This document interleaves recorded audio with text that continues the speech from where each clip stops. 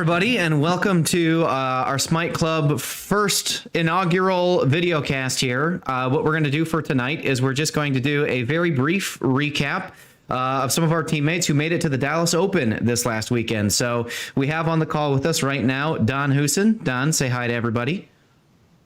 Hey. And Aaron Weismann. Aaron, say hi. What's up? And joining us soon will be Henry Gridley, who is another one of our team members who made it out to Dallas. And we're going to keep it short tonight. Our point is to just kind of give some thoughts and really honestly kind of test some of our equipment to make sure that this will work in the future and let you know what we thought of the tournament. So I unfortunately wasn't able to make it, so I'm hearing everything brand new like everybody else. But I just think maybe we start with having Don and Aaron, maybe like if you can in 10 minutes summarize kind of the list you took, what you were worried about for the weekend, and then just kind of very briefly how did your weekend go? Like what was your record? What were some of your tough matchups, and just kind of how you ended up performing over the entire time? So we'll go Aaron first. To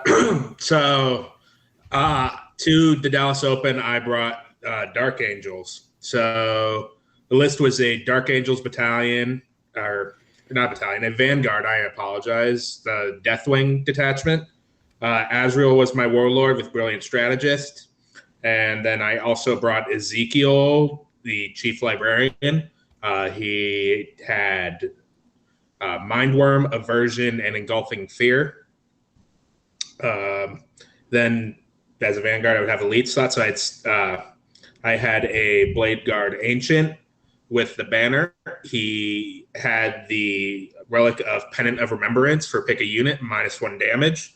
And he also brought the Warlord trait of Watched, which is pretty cool. You just, opponent casts a psychic power from anywhere on the board, and you're like, nah, dog, that doesn't happen. Then I brought 5 Blade Guard, sword and board, 7 Terminator Assault, or a 7-man Terminator Assault Squad with Thunderhammer Storm Shield, and then 10 Cataphractii Terminators with Lightning Claw Bolter. Then I brought a Ravenwing Vanguard or Outrider detachment with 2 Talon Masters. Sorry, I can't talk. One of them had Arbiter's Gaze, always hits on 2s and ignores cover. And then I brought a Ravenwing Apothecary with Selfless Healer and the Reliquary of Repentant, which is pretty cool. You just, if your invuln's better than a 5-up around him, you're like, nope, it's 5-up invuln. Sorry, bud. And I've got 5 attack bikes, all with multi-meltas. 3-1-1. So I went 4-4. Really. What's up? Go ahead. I was going to ask how many models is that total in your army? It's fairly elite. Deathwing Command Squad. I forgot about that. Not looking at my list right now. I also had a Deathwing Command Squad with Watcher in the Dark and a Thunderhammer, Storm Shield, and a pair of Lightning Claw. So I went 4-4. Honestly, like my biggest fear for the weekend was honestly getting in my own way. Like I'm trying to get back into the swing of things. Really just knocking off some of the rust. So pretty. I felt like I had an all right showing as it went on. There's like honestly, like the mental endurance wasn't quite where I wanted to be. There were a few games I checked out a little too early instead of like pushing through when I still had an opportunity to win. So round 1 got paired into Admech, a relatively newer player. So we had a big ice table. I played on the ice table where it's for those of you who aren't familiar, had this giant ice bridge in the middle of it. And the whole thing was obscuring. So I was able to like put my Terminators behind it, like, and put the bridge in between him and his shooting. So he had to come out. So it was Dawn of War deployment. And then I just picked the side that brought me the most cover and just took 4 of the objectives from it in a 6 objective mission. That's a win. Then I played into White Scars, or round 2. I played on the Ziggurat table, which was an interesting table. Had some line of sight questions, and it was a big game of chicken to see who popped out first. I was able to pick off a lot of his heavy lifting while we were trying to keep the score shot. So I was able to pick up the about 10 Blade Guard and his Plasma Scepters with the charges and ducking behind terrain. Cataphracti Terminators, drop them and keep them in the Tactical Doctrine for AP on those bolters. So that's 40 shots. Azrael gives them full rerolls. Picks up Blade Guard pretty quick, as it turns out. Just take 1,000,000 3-up saves. They'll fail. Sure. And so the key turn, I saw an opening to pop out and wipe all his characters out, or specifically the Khan, Kasaro Khan. I rushed my Reliquary Apothecary up and popped a Blade Guard veteran squad out of cover. So we dropped Kasaro's invuln to a 5-up, charged the Blade Guard in, and through a combination of me rolling like crap and him rolling pretty hot, we got about a grand total of 0 damage through on Kasaro Khan. And Kasaro proceeded to pick up all my Blade Guard, and that was pretty much the game. I made a pretty hard commit because I thought it was like a throat step-on moment. And it backfired in my face when I thought it was pretty reliable. So that was just kind of hard to dig myself out of that one. So round 3, I paired into Emperor's Children. I actually thought it was a pretty good matchup for Dark Angels. A lot of people are scared of that big Noise Marine unit. But the bit I found that just keeping my Terminators near the -1 damage banner and then just making sure they're towing a crater to put a -1 to hit on them is pretty useful. So the turn that he is going to do his big hit with it, he has to tell you before the battle round that he's using the relic. So then what I did was I made sure he was shooting shooting his Noise Marines into my Terminators while they were in cover, and then he's got a -1 hit, so he's going to try to negate that with Prescience, and I used my Watched Warlord trait to turn off that psychic power. So then he's hitting on 4s, re-rolling 1s, wounding on 4s, re-rolling. Negated a lot of it, so I think I lost maybe 3 Terminators on it with a double shoot. Pretty cool. It negates the Emperor's Children +1 strength, +1 damage, and then Veterans of the Long War, which is what that trick is. It just doesn't work on Dark Angels, which is pretty cool. So we were able to just grind it out. And then Terminators ended up winning the day. Do you want to keep going, or do you want to switch over to Don at this point? Well, so we can keep going. Just give a shorter version of each of your games. So just 2 sentences about each game. Oh, okay. Then I played Ryan Snyder in round 4. He is currently #1 in ITC. And big issue with that one was close game, but big issue was I need to get better at screening out the deep strikes with a small model count unit. I left a hole for him to drop his Telemon in, and it forced me to pull some resources back to deal with it rather than push forward. So lost that one. And then the Custode. What's up? So is he playing Custodes then? He was playing Custodes, and AdMac. The list was the Unkillable Shield Captain, a Telemon, 2 Caladius Grav Tanks, 2 Palace Grav Tanks, and then he brought Call, and then 5 Castellan robots, a Vanguard unit, and the little guy who switches the robot protocols with the Super Warlord trait to give him exploding 6s and whatnot. And was he deep striking or strategic reserving the Telemon? He deep struck the Telemon. Okay. And what? Because that's normally right. That's normally a fairly shooting unit, if I'm remembering correctly. So what about the screening went wrong? So Like, he what had did he a- get charges off of? So he was able to get in the corner and he charged into my Deathwing command squad. I was able to position the command squad like on pylons and stuff, so he couldn't get onto an objective. But like I had to pull back I had to pull back my apothecary and my cataphractic terminators to deal with him. So it became problematic. Gotcha. When I wasn't able to. I had to give up some board control for that. So it was a close game. He was a great opponent. A lot of communication in that game. Like I heard some shady things about him going into the game. He's the guy with the famous Ares gunship argument, but he was a great opponent, and I would play him again, no issues. So round 5 was the round where I got in my own way a lot. It was into just pure custodes, unkillable shield captain, a bunch of shield wall units, Aloris Terminators, Veritas Praetors, and I just got sloppy, made a couple mistakes, and then like with analyzing mistakes, I ignored some small details and made some more mistakes. I kept it close, but I ended up taking the L on that one. Round 6 was probably my favorite game of the tournament. I played Antonio Cedeno, also known as Dino. I know Dino. Yeah, I played right before COVID, right? Is he still playing Necrons? Yeah, I played as Necrons. Yeah. Great game. Like a lot of communication going back and forth. He's a fun opponent, lots of jokes.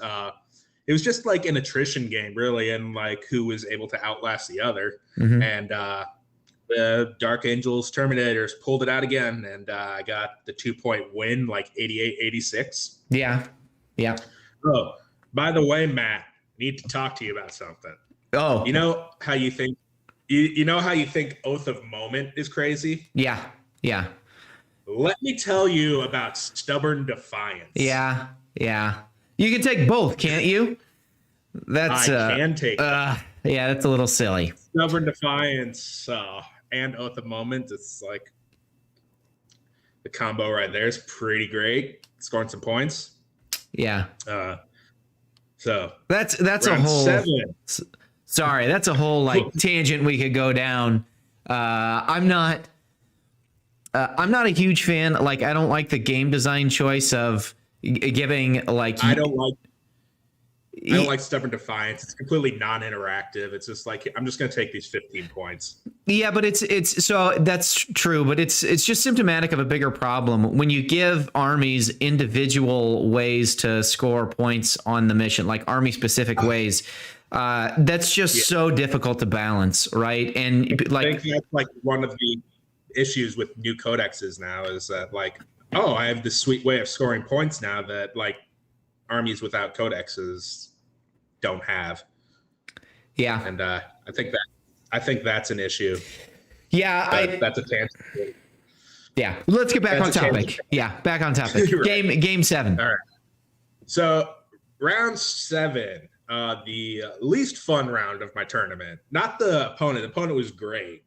It was the table that proved issues. So I had the ice table again, except this time instead of having it horizontally across the table, it was vertical into a hammer and anvil deployment. So I played into Tau with 8 broadsides and 5 crisis suits. And the bridge on the packet just had the obscuring keyword. And the bridge was like hillish. So what my opponent smartly did, which was a correct move, was put all his broadsides like on the hill so they had natural line of sight and they were touching the terrain piece. So obscuring didn't really matter, and he went first into shot into all my Terminators. Did he have to mount Ka up onto the hill? Because I remember from the pictures those hills were pretty central to the middle of the table. That wouldn't have been in his deployment zone. Have to do that at all. It was like the hill was like right at the edge of the deployment zone. Well, yeah. I don't know what to tell you then. That sucks. Like, I don't know how to.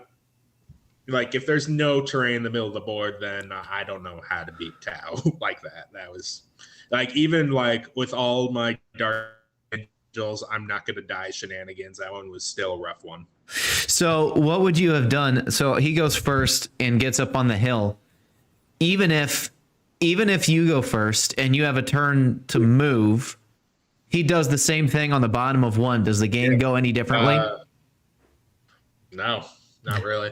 Well, what would happen is I would get a chance to get my relic banner up on one of my Terminators because it happens in my command phase. So if he goes first, I don't have the -1 damage up. So because I was unable to get the banner up, I was taking full damage from like all his rail rifles and like heavy missile pods and all that. Yeah, so I was taking more damage than I would have. Yeah. But it would have been, I would have probably had a few more Terminators at the end of the turn if I had gone first. But then I could have. Sorry, go ahead. What's up? Well, some people in the chat are giving you crap for losing to Tau with Dark Angels. In Aaron's defense, so I was playing Tau for a little while in 8th edition, and they're exceedingly good at blowing away one thing per turn. Like pretty much no matter what you set in front of them, if it's one unit, they'll destroy it in the turn. And if you're playing like an elite Dark Angels list and your army is like 3 big units, it's like 30 models of Tau. Yeah. I'll back Aaron up on this one. I think Tau have still, because it's still the same codex from 8th, right? I think they have the damage potential to table Dark Angels and definitely other Marine armies. It's just the problem is most Marine armies are 60, 70, 80 models, and they've won on the mission by the time that they would get tabled. Maybe not so much for a super elite Dark Angels army. I know that's my take on it, Aaron. I don't know if you... It was like maybe if like, I don't know, Space Wolves. And it's kind of, again, just a grinded out game. And then honestly, like it was trading back and forth, but at the end of the day, Dark Angels Terminators don't like dying. They're not really a fan of dying. So I was able to clear out some space, use my Raven Wing speed to pick him off objectives, bounce around, just like, I'm going to take that objective away from you. So eventually at the end, I had control over 4 objectives in a 6 objective mission. And I was able to hold him off, max out my Oath of Moment and Stubborn Defiance. And then it was a close game, like back and forth, but I eventually won 92-88, as I recall. It was a really close game, but just the Deathwing toughness matched with Ravenwing speed makes it hard to deal with, honestly. Sure. Now, I know at the fairly last minute, you changed your list, right? You've been playing White Scars when you've had a chance to play, right? Do you think, and you felt like the Dark Angels was the superior list. Do you still think that Dark Angels is the superior list? And do you think switching was the right decision? Yeah, I enjoy it. There were a lot more White Scars there, but I thought Dark Angels were the right army. Like the speed would have been nice at times. There are times where it's just like I can't deal with this problem because I don't have the right speed to get a unit to where it needs to be. But honestly, just overall, just having units that just won't die, it's really useful in a addition about trading.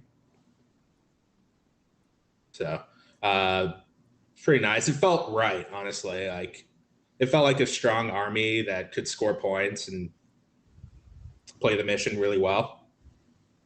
And I was able to use it effectively with limited practice, which was nice. Are you going to keep going are you going to keep going with Dark Angels? And if so, what tweaks are you going to make to the list after this weekend? Let's see. So I've seen a lot of people are high on the Volkite Contemptor Dreadnought. It's interesting just using all the Dark Angel doctrine manipulations to put the AP1 on it and just shoot a bunch of strength 6 -1/2 damage with that does mortals into stuff. Pretty useful. Adds some shooting that my list is lacking. I'm considering it. Also, infiltrators would have been pretty helpful in situations where I needed to worry about my opponent's deep strike and reserves. It would have kept them out. It would have prevented the custode situation I dealt with. So I'm toying with changing the Ravenwing Outrider to a patrol, but there's some give and take that I'm still playing around with to see how I like. So it'll take some play testing to find out what I really want to do. And then my attack bikes were just kind of meh all weekend, but I'm not ready to drop them yet, but they were unimpressive all weekend. It was the Terminators that won me my games. Everyone loves attack bikes. I'm surprised to hear you say that. Was it just a matchup issue? Honestly, it just felt like when I needed them in a key situation, they just failed. Like they didn't pick up what they were supposed to, or like they just missed. And they missed a lot, which was a thing. So I'm not ready to put it on the attack bikes as much as it was just the randomness of the game happening at inconvenient times. You had 3 attack bikes or 5? I had 5. Okay. It was 3-1-1. 5's kind of a lot. I was going to ask, would just redundancy have done better? But I mean, that's almost you're probably not going to take more than 6. 6 would be a lot, right? Yeah. So you're kind of already at the. Then I'm just cutting stuff. Just cutting things for him. So yeah, I don't know what I would put out. Like maybe the blade guard for more, but yeah. Well, but they were an interesting counter charge unit for me. So I don't know. Excellent. All right. Well, Don, are you still with us? Yep. Awesome. You want to take your turn? Do the same thing. So just kind of run us real quick through your list, kind of what your strategy was, maybe short summaries of each of your games and just kind of how the weekend played out. Sure thing. So I was running a double outrider of Death Guard with the Inexorable Company, which had 2 of the Malignant Blade casters, one of which had Super Rating Plate, Ferric Blight, both of which had the -1 to hit power, one of which had +6 inches on contagions. Other one had the Curse of the Leper, which is roll 7 dice above toughness. Each one was a mortal wound. And those were amazing.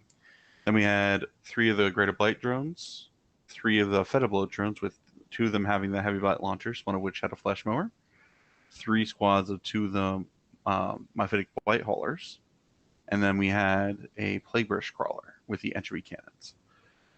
So it was definitely a list that I brought with the idea of you can't score objectives if you're dead. And it proceeded to do that for the majority of the entire event. My first opponent, oddly enough, was a mostly Death Guard player, and I know why he did, but I don't honestly understand why. He brought a Chaos Space Marine Sorcerer to slingshot Mortarion across the table, which I more so expected like a very heavy soup list. This one was like all Death Guard, but that. Anywho, he tried to get Mortarion across the board. Mortarion killed a couple Blight Haulers, killed Mortarion, and killed everything else in his army. So that one was a victory.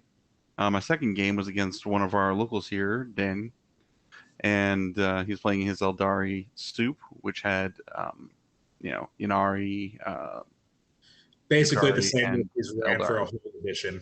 Yeah. And he's really good at that. Unfortunately, the story of this weekend with my dice was that my offensive stuff just worked insanely well. My defense didn't work too well, but it didn't need to because of how much damage I was outputting. So, I would just crush things, and then they wouldn't be able to hit me back hard enough for it to make a difference. So with Dan, I basically shoved him back into his corner. He couldn't really get out. Even when he brought down a couple of squads of Rangers, I had one Malignant Playcaster walk backwards and kill both of them with just Psychic tests. And that's, 10 Rangers just vaporized with 1 Psychic phase from 1 guy. That's how awesome that was. And he still had a couple models left. He's one of the few opponents I did not table this weekend, but it was getting there. My third opponent, I was playing against a pure chaos soup thing with Mortarion, Big Bird with the Impossible Robe, Great Unclean One with the Exalted Trait of 4 Fatal Pain, a couple Thousand Sons of Leviathans, Armon, and the required troops. The one thing I've always told myself, which for some reason I keep forgetting, is that every time I try to play cute, I lose. And this mission, I tried to play cute by separating my force to try to make him go chase things. And it wound up leaving both sides weakened. It got to the point where I could not kill Big Bird for 5 turns, which by that time I could not score enough objectives to get back on top. So I wound up losing that game. What specifically was cute that you did? I tried to split up to chase down his Nurglings and all of his scoring units, and all that did was basically open up an avenue for Mortarion to get warp time slingshot into my stuff, and he just kept popping things left and right, which unfortunately my army does not like being popped left and right. And like I was saying, my offense was great. My defensive rolls were terrible, and that's how it was all weekend. It's just, I'd crush things, and then I'd just die. So if I could enter, so your first game, right, you faced slingshotting Morty and just handled it easily.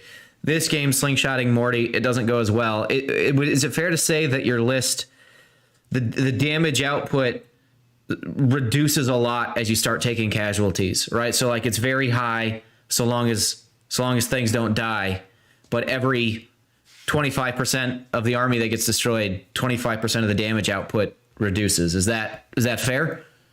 I mean, it is fair to say that. The difference with this is that my guns weren't pointing at Mortarion. My guns were pointing at a Greater and Clean One, which died turn 2, and then on the Big Bird, which didn't die till turn 5 because he just could not fail 3-ups. As funny as it sounds, the majority of Big Bird's wounds taken were from my own explosions on him because we were just hugging. So it was one of those games where I'm just like, I guess I'll die. But yeah, so I got a little cute with that, which is also one of the reasons I'm switching out one of my relics. I took the super rating plate on one of the guys, which didn't really matter too much. I'm going to start taking the Skull of Glothia, which is at the end of the movement phase, roll 7 dice at an enemy unit within 6 inches of you once per game. Every 4 and 5 is a mortal wound. Every 6 is D3 mortal wounds. I think it'll help out in matchups like that, or even just like, definitely Terminators or whatever. Just pop it and get rid of it. And that's a movement phase thing, so it also works well on Satans, things like that. So anywho, my day 1 ends 2-1. I'm still feeling pretty good. I just understood that I misplayed my game 3 horribly, and that my dice rolls and my opponent's dice rolls did not assist me with how I was playing. So my 4th game, I come up and see this list that terrifies the crap out of my all-vehicle army, which is 18 heavy arc rifle breachers with the dogma of every time they roll an unmodified hit roll of a 5 or 6, they hit again. And then he did not take the warlord trait of exploding 6s, because that would have been just even more bonkers. He took the one which gave all of them 5 of Feel and Pain. And then he had a whole bunch of Armigers, War Dogs, whatever the Imperial ones are called, Helverns, and Moiraxes. Yep. So we were playing on this Ziggurat table, which the only obscuring that was really on that was in the far corners. Everything else was pretty much just dense. And I'm like, all right, well, since I can't really hide, I'm just going to set up on the line and hope I go first. I proceed to go first and to kill half his army. And he tries to attack back and can't roll a 5 to save his life. Reason why I say can't roll a 5, all of his weapons are strength 6, so they just can't get to my toughness 7, like at all. The couple that do get through, he rolls 1s and 2s, so it's like nothing going through. And then turn 2 and turn 3, basically the same thing happens. And he gets to the point where it's just like, all right, well, you're not going to score anything else. Let's just count it out. So that was round 4. Round 5, I play against the infamous beer koozie guy with the orcs. And once more, we're setting up across the table. This is the ice bridge, and I understand, basically that if he tries to get up onto the ice bridge, especially with the Wazaka boom jet, He's just gonna fling things at me and just do a whole bunch of mortal wounds, get all his smashing guns. He had like 13 or something smashing guns, and he's just gonna just light me up. So once more I set up on the line, get ready to go. I proceed to go first and kill half his army. And that's pretty much the running theme with any time I go first, like half an army just disappears if I can see it. And especially with that ice bridge table, you could see almost everything once you get to the ice bridge. One of the things that I think Aaron failed to mention is that like the entire map was dense terrain, so everything was basically -1 hit the entire time, which orcs really don't like. Fortunately, I mean, his smashing guns are still BS4, so hitting on 5s is not the end of the world, but he just couldn't roll a 7 on 2d6, and every time he did, 1s or 2s.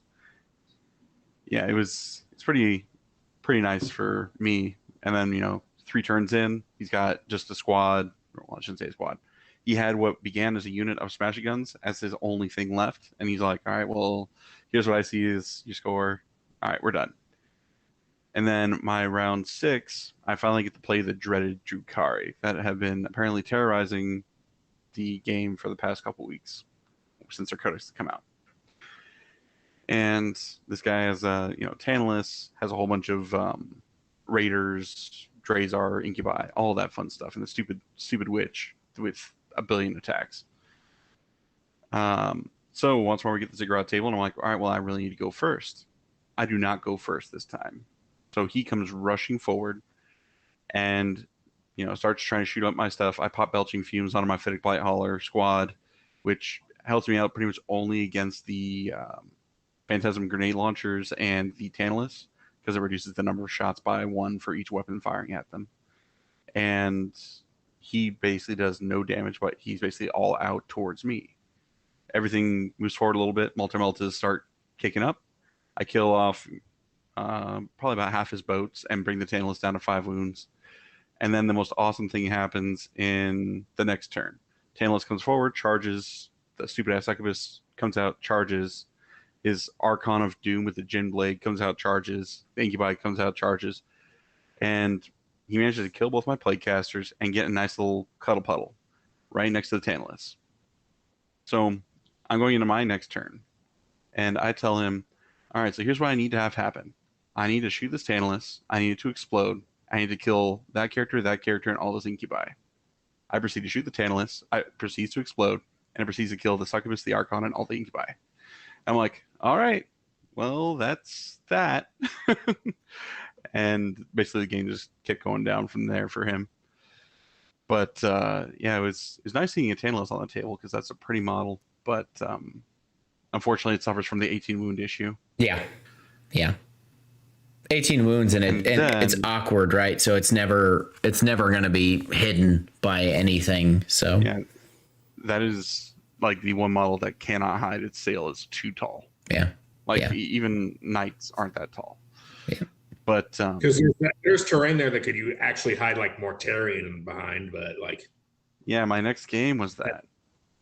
My next stupid game that I took a picture of this map and it quickly made its way around the internet as being touted as one of the worst tables anyone has ever seen, or in the top 5 or whatever. It was this table that we were playing Hammer and Anvil, and I want for you to imagine that there's a 12-inch by 12-inch giant L, and that there's another 12-inch by 12-inch giant L. And these two L's are corner to corner, backed up against each other. So there's like a 2-foot by 2-foot area that you cannot move through unless you have fly or are infantry beast swarms. And you can't see through because it's solid. And the mission is battle lines, which means that at each one of those corners is an objective marker. This basically means that a third of my army cannot shoot my opponent's army, which is Drukhari, which has everything flies, everything is infantry, everything is beasts, everything is the table was definitely in such a way that even my opponent was like, this table is hurting you too bad. And I'm like, yep, it is. I proceed to do the Benny Hill theme as I'm chasing him around this table. And I just can't catch up on the score enough, like herd the prey, on a table like that is impossible for you to stop. And you just can't hold enough objectives while trying to stop all the things that he's doing. So I wound up losing that game by a fairly significant amount because we just blew the crap out of each other whenever we would come across each other. And those dark technomancer liquefiers are ridiculous. Like turn one, he flung himself up, fired, what was it, 10 of them, and killed off 2 of my demon engines, and like knocked another one halfway down. Is that math, right? So they're hitting on 3s, probably?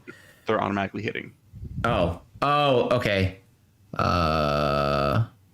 So on average, between his 12 liquefiers, it's 42 hits, 21 wounds, and I fail 15 of them. So he would roll a little bit hotter than he should have. I mean, like the first couple times he rolled his dice, I was like, there's 12 out of those 2 guys. There's 18 out of those 3 guys. But yeah, it's just those guns are pretty ridiculous considering that I'm like the army that they affect the least. I have impulse saves, I'm tough 7, and I reduce the damage that they get extra back down to 1. And he just tore me up with his liquefier guns. The Incubi were mediocre in comparison to the liquefiers. Drazar was mediocre in comparison to liquefiers. I'm, after that game, convinced that the liquefiers are the only truly broken part of that codex. The succubus is whatever. You can kill her. And she'll kill a character. She'll kill a squad of dudes. Whatever. But the liquefiers, for their cost, are ridiculous for Dark Technomancers. So anyway, I wound up losing that one pretty handily. Just because you literally can't hold objectives during that mission with that giant piece of terrain there. That being said, he only had a squad of Treeborn, 2 Grotesques, 3 Cavalites, and Drazar left, all of which were hurting pretty bad. So then, game 8, I play on the Ziggurat table again versus a White Scars player. And I'm like, ooh, my first Marine player of the entire weekend. This is different. And unfortunately, I had to go first, and he hid pretty well. So I was able to, kill off one of his units, and I tried to bait him out with like a Greater Blight drone. And he had so many Vanguard vets, they just all jumped forward, charged, didn't kill anything because trying to hurt Death Guard vehicles is kind of funny with those little squads. Fell back, killed off all of his stuff, and then he brought in this big brick of plasma scepters that proceeded to all max their shots except for one of them, which rolled 2 shots, and only one of them exploded on the overcharge to just blow apart one of my demon engines. I was like, oh, that's nice. But unfortunately for him, it was too little too late because that was like his only damage. He had a Eradicator squad that just died. And basically wound up tabling him and kind of bleeding points out because I grind them down. So I was like, all right, well, I'm going to leave that unit alive. And by turn 5, just let him charge in and kill himself on me. But yeah, overall, it was interesting to see how little that OBSEC truly mattered over the course of all my games, and how much damage that those demon engines could put out when they could actually function, and when I'm not playing cute against that, like Big Bird and whatnot, when all I had to do was ignore Big Bird and kill everything else. And that's game 7? That was game 8. Game 8. White Scars. So finishing the weekend for 6-2, correct? Yes. 16th overall. What nice. That's an excellent showing. Anything that you're unhappy with about the list? Anything that you would tweak going into your next tournament? So that one thing that I mentioned a little bit earlier was just switching out the Super Rating Plate Relic for the Skull of Glothia. Just because having the ability to just mortal wound something in the movement phase is amazing. And that thing can, of course, it can flop. But on average, it does around 5 mortal wounds. And, if you roll perfect, it can do 21 mortal wounds. So who knows? But it's an awesome, awesome relic that helps you out with those really, really tough matchups where your opponent just can't fail saves because they don't get saves against those. Awesome. Well, I have a couple of general questions for you guys, not about necessarily your performance over the weekend, but just kind of your thoughts in general about the tournament. Did the meta surprise you this weekend? Was it pretty much what you expected, or what were trends you were seeing in the armies? So I do think that the meta as a whole did not surprise me. The players that I played against and the lack of, pointiers until I got to the very end surprised me. I would have thought there would have been more I would have ran into, considering I think I heard it was something like 13% of the field or something. There were like 19 of them. But yeah, other than that, I was expecting Drukhari to definitely be a thing. And with a lot of those, top players, the Art of War guys and whatnot, coming in with the exact same list, which don't even get me started on that. Just all running Drukhari, it made sense. Yeah, there were a lot of Drukhari. You didn't really run in them mid-table. Unfortunately, is where I was. I did notice that the lowest Drukhari player who actually finished the tournament, played all 8 games, only went 4-4. So that was the lowest Drukhari score finish at the event. Other meta things, like Marine-wise, there were I noticed a lot of white scars. Like, I was expecting more Dark Angels. Looking at the field, Terry's playing Dark Angels. I didn't see many of them. That was interesting to me. It was all. I know the internet's been super hot on Dark Angels. I just don't see it. High too, but like, I think White Scars, Dark Angels about neck and neck. But yeah, it was just interesting. Like, all the Marines were White Scars this weekend that I saw. So I played Dark Angels. This was pre-Codex, right? So they're better now. They're killier now, but I don't feel like their mission playing ability has really changed all that much. And just the army wasn't. What's that? Yeah, like, mission wise, like, I think they're pretty easy to play. Just kind of just take your opponent's objective, just try to play for the midfield. You kind of don't really go after their backfield if you don't have to. It's just take 2/3 of the board away from your opponent and take it back from you, which is very cool. That's kind of how I feel, right? And if you have people that are playing like multiple blocks of Terminators, right? The army's just not that big. It can't be in that many places at once, right? Which opens up opportunities to play around it. I don't feel that way against White Scars. Like, White Scars. Pardon?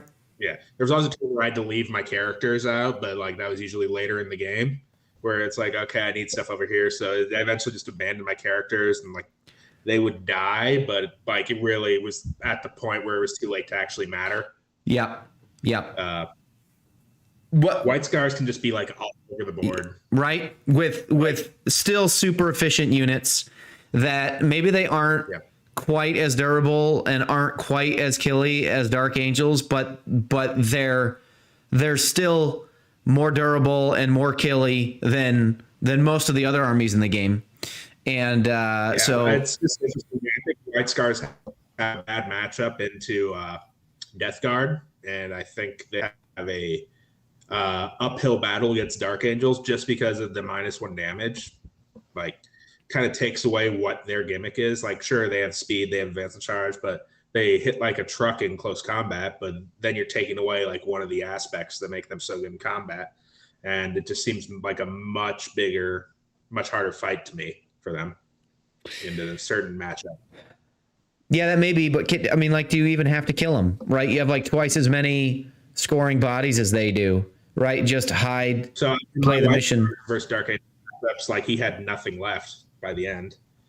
And then, like, had I, like, the trade I talked about worked out, or just the play I made, I think I would have won that game easy. All right. Well, okay, so meta's mostly... Was that something else you wanted to add? No, I think we're good on that. So meta, the top tables were pretty well dominated by Drukhari. Do you guys think that is this tournament enough to show that Drukari's really a problem, right? It's our first, I mean, really big tournament of ninth. I think it might be the biggest ninth tournament so far. If not, it's way up there. But it's only really one tournament so far, and the book's only been on the tournament scene for a couple of weeks. Is this it? Is the argument over? Are they too much, or do we need time to just adjust and tweak our lists to deal with a new army? So as far as Drukari go, they do feel like there are quite a few things that are just a little bit undercosted. Like, there's no reason that a Raider costs 5 more points than a Rhino. It makes no sense. On top of that, I mean, the majority of their stuff just feels like they have too much of it, which I wouldn't mind if they didn't have, witches with 4 attacks apiece, incubi with 4 attacks apiece, and, all that stuff like that, where they just have things that cost nothing for the amount of damage potential, board presence, maneuverability, whatnot that they get out of it. And I do realize that a lot of their stuff is built of tissue paper. There are only 2 things for sure that are problematic, which is the stupid succubus and the dark necromancer liquefier guns. The liquefier guns in particular, with the dark necromancers, are the only things I think are truly broken. The succubus, I feel like you can screen out, even with her ability to move through models, you can still screen her out because she only moves so fast, which is still pretty fast, but you can still screen her out. And she'll only kill 1 unit before she just dies. So long as you have some way to break her boat, kill everything around her, and then kill her, you're fine. Which is not truly that difficult. But yeah, the Dark Necromancer liquefier guns, those need to be fixed, because that is like the only thing that I have ever felt was broken. And I mean, even more so than the 3++ Castellan, even more so than the Iron Hands with everyone having -1 damage, that kind of stuff. I mean, I'd much rather place the Broviathan list than place against 20 liquefier guns. It's pretty nuts. Aaron, any thoughts? Yeah, the liquefier guns are a little much, I would agree. The succubus probably needs to be looked at, but like Don said, you can play around it if you can trade efficiently. I don't know, what's the cost on Raiders? I don't know that off the top of my head. I think they might be a little 85. cheap from as a might be a little cheap for without the Phantasm Grenade Launcher, 90 with. Yeah, just looking over all the lists for the weekend, one of the things that struck me is you saw like multiple Raiders, like 4 or 5 Raiders at least in every list, and I haven't seen Raiders on the table like competitively ever, right? Like, it's been a long time. So obviously something is either they're too cheap, or the utility for hiding your squishy units is just a little too much, or probably a combination of both. So, right. Yeah. They're definitely really good. I'll definitely say that the Codex does feel like it's really, really efficient. I do think that as far as their placements, it is a mixture of both. It's a really efficient codex, and people have not adjusted to it yet. But on top of that, even like the people that are running these lists they've not figured out the list yet. Yeah, they're working on it, but it's still not the best that Drukari can be. Well, so the one thing I'll say about that is I think we'll probably hit the best Drukari list quicker than most, because I think people have these models already, right? Like when I don't think people are going to struggle to put together whatever they want to play. I know Eric on our team already has all the stuff that he wanted. I know I am only short like 2 units, which I'm probably going to buy this weekend, right? And so the normal model lag and modeling lag, I think for Drukari is probably a lot less of a thing than many other new codexes. And if you look at the people who did well this weekend, so like Nick Nanavati, Sean Naden, James, you played what's his name? James Kellen, I think. Yeah. He's from the Midwest. I actually played him. He's like an Eldar only guy. So a lot of the people who like placed in the top 10 with Drukhari, those are longtime Eldar players. And so I suspect that they have a pretty intuitive feel for what the book is capable of, and they've been deep diving into it like since it came out. And so I think we'll probably hit the best version of Drukhari faster than a normal new book. It's just my thoughts on that. Yeah, and like I said, right now the only thing I'm terrified of is 100 some odd racks with liquid-fire guns. But after the inevitable FAQ to at least make that a little less of a auto include, or at least the 15 racks as an auto include. I do think that a new list will come out that will be a little more balanced, probably a lot more witches, and we'll see something a bit different than what was seen at Dallas Open this past week. Yeah. I know our teammate Dan's working on a Phantasm grenade launcher spam list, which I don't want any part of. Really good against Deathwing. Really good against Deathwing. Really good against Deathwing. All right. Well, enough then on Drukhari. I think we're all kind of a similar mind. What did you guys end up feeling about the terrain for the weekend? I know that among our group, right, some of the early pictures came out that the judges were posting of what the terrain would look like. And I know I personally was pretty critical of it. It looks like other people were critical of it too, and they added or revamped, or maybe those pictures just weren't representative of what the actual terrain at the tournament was like. Did you guys feel like the terrain was adequate? Was it playable? Was it kind of up to the standard that you would expect of a tournament of this size? So I do feel like it was by and large very, very usable. They did listen to what people were complaining about, where a whole lot of there's not enough terrain, things like that. A couple, they went a little too far, hence why game 7, where you literally could not get near the middle without having to go back a foot, over a foot, and back a foot to get over there. But by and large, the majority of it was usable, and it was not just obscuring. There was lots of dense, there was lots of difficult, there was lots of defensible, there was lots of exposed position. Like they used their own keywords for a lot of these terrain pieces, which helped out tremendously to make it a unique feel on each table. Like none of the tables felt the same, unless if you were on an ice table, you were on an ice table. They made all those tables the exact same. If you were on a swamp table, you were on a swamp table. If you were on a Mars table, you were on a Mars table. Like that kind of stuff. And it felt good to have uniformity while also having separation between them. Whereas, it's not just a pile of things thrown at a table. Yeah, no, like honestly, the terrain was like I was fine with it until the one game where I wasn't. But I felt it did its job most of the tournament until the one matchup where it was a problem.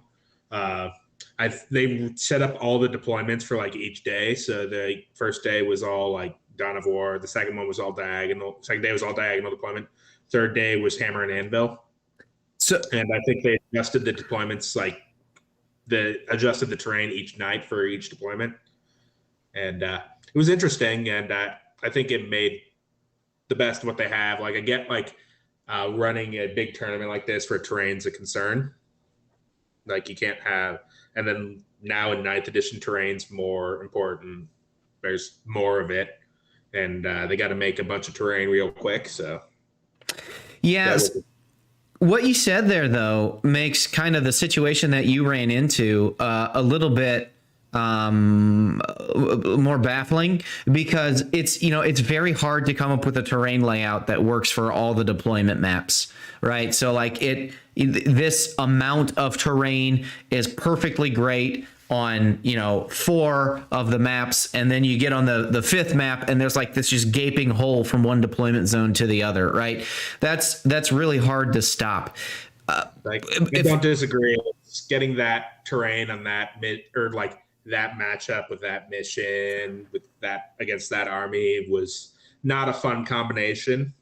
But yeah, well, it should. It doesn't seem like it should happen. So if they're setting up Hammer and Anvil every day, or for the day, like that's what they're going to play for the next round, and if they're adjusting things, it doesn't seem like you should just be able to walk up on top of the center line of sight blocking piece and unlock the entire table. That does seem like an oversight to me. But anyway. I think what their plan was for that was that if you want to be able to see the entire table can see you. So it was basically a trade as far as that goes, and unfortunately Aaron's list doesn't have that much shooting in it, so it had a hard time trading. I think that's the issue with that, especially with the Tau going first. They were able to take care of a lot of the stuff he could counter with. That's a fair point. In my mind, the game is so violent, though, that if I can unlock the entire table, like 9 times out of 10, I'm going to just automatically win the attrition war, right? Because I'll shoot with 100% of my stuff. You shoot back at me with like 60. And then I shoot with 80 and you shoot back at me with like 20, right? It's just the way I see it. Maybe I'm wrong. But yeah, I don't disagree. Like that one particular matchup is not a fun experience. Fortunately, the guy was a good opponent to make it a little more bearable. Sure. Yeah. But it's like, I don't disagree. Like that table was just a big like, what is this? What is going on? Moment.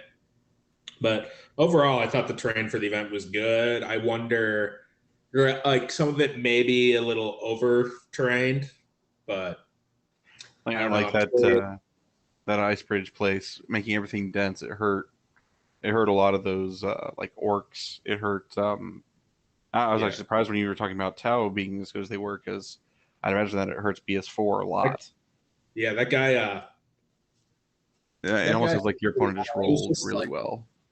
Like I used the -1 to hit as much as I could. Like it probably let my stuff survive a little longer, but like the amount of shooting that 8 broadsides and like I don't know how many, like 5 or 6 crisis suits he had, still put out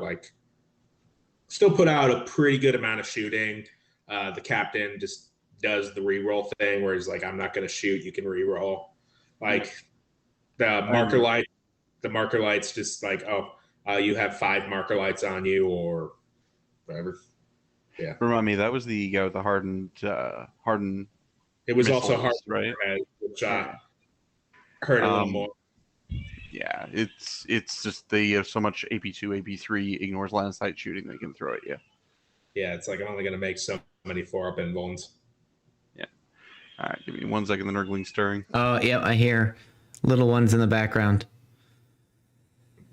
So I wanted to. I only have 2 questions left, but I want to wait till. Well, I'll ask you, Aaron, while Don's gone.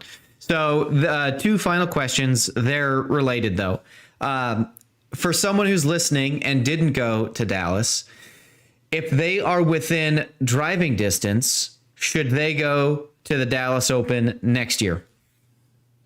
Yeah, I very much enjoyed it. I had a great time. The Texas guys are a lot of fun to hang out with. I felt like 8 rounds of 40K was actually the right amount of 40K. Like I always go to these 5 and 6 rounds of stuff. It's like I wanted more games. Like 8 felt like the good amount, honestly. It could be a little exhausting. It's a good test of endurance, 40K wise. Yeah, the people were great. I don't think I had a bad opponent all weekend.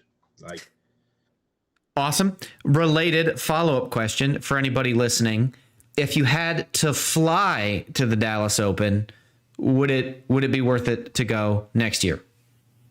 Yeah, we flew, and it was good. It was a lot of fun. I very much enjoyed it. It's probably one of the favorite tournaments I've been to. I don't know whether it's just because like I had the itch to get back into playing these big tournaments, as I haven't been able to for a while. But it definitely felt right. Like, I very much enjoy it. The community was great. The TOs were great. I had a few situations where the judge had to be called over. It was just like stuff that happens in competitive 40K. Nothing like out of the ordinary. Nothing shady. Sure. Like, they were very helpful. Like, they were very fair, which I appreciate, and they communicated their issues, whatever. And communication was great. There was a lot of shouting. They decided that they could shout louder than the speaker system, which was interesting. But like, other than that, the hotel was great. So get this. This was pretty cool. They had a beer cart going around between tables trying to, or like selling people beer. Like, it's like, this is awesome. Adepticon does that, and it's maybe the most popular part of Adepticon. It's pretty amazing. Yeah. So yeah, it was pretty nice. Yeah. I just wish that I had a cube or something like that they could take cards. Oh yeah. Well, so Don, same 2 questions to you. So if you could drive to Dallas, should somebody listening, should they go? And related follow-up question, somebody listening, if they have to fly, is it worth flying to Dallas next year for the 2022 Dallas Open? I'd say yes to both. They did put on a good event. The judges were extremely responsive. You did not have to hunt anyone down. They raised their hand up, said "Judge," and they came right over. They had adequate staffing. It felt weird for a tournament to have that good of staffing. And like, there was, as far as I'm aware, there was no actual drama at the event. Some stuff people try to stir up about people getting ties in the last round. Well, there was drama. I was trying to get the judge to tell me, but he wouldn't tell me. Aaron and drama? No way. It wasn't no me. way. Like, I was like fishing for the judge to tell me, like, but he wouldn't tell me. So there's that. Yeah, but nothing crazy. Like, no rolling behind, walls and saying I got 6 shots and you only got 2, things like that. Yeah, that's a thing. But well, that's all that I want to talk about tonight. We're kind of starting to push on the 1 hour mark. Any final thoughts from either of you? Anything you want to say before we sign off? I had a great time there, and I'm going to strongly consider returning next year. I'm right there with you. I know it definitely got the tournament itch burning again. Yeah. So I meant to say when Aaron gave his answer to whether we should go back, there's a saying that hunger is the best spice, and I really wish I could have gone, and I'm sure if I went, I would have had like the best time ever because I'm so desperate for 40K at the moment. But with that, I think that's all that I want to talk about tonight. So let's go ahead and we're going to end it here. For everybody listening, Don and I actually have a game coming up this weekend. So our team has a little stream tournament that we're doing. It's going to be Don's Death Guard, a version, right? It's not the same list you brought to Dallas, Don, but it's similar, right? It is very similar. Yeah. So similar list to what Don took to Dallas versus the pretty typical double Demashron Tyranids. And so that's going to be Saturday afternoon. We don't have an exact time yet, but I'll post that on the YouTube channel for everyone who's interested. If you like this video and you'd like to see more, right, the best thing you can do is to subscribe to the channel, hit the like button, or comment below that you enjoyed this, and we'll do more. I know the team we travel regularly around to tournaments, and like there's going to be lots of opportunities to recap things that we've personally had firsthand experience with. So with all of that, that's all that I have. I appreciate everyone very much for hanging out with us tonight and listening, and I'm going to go ahead and sign off. Take care.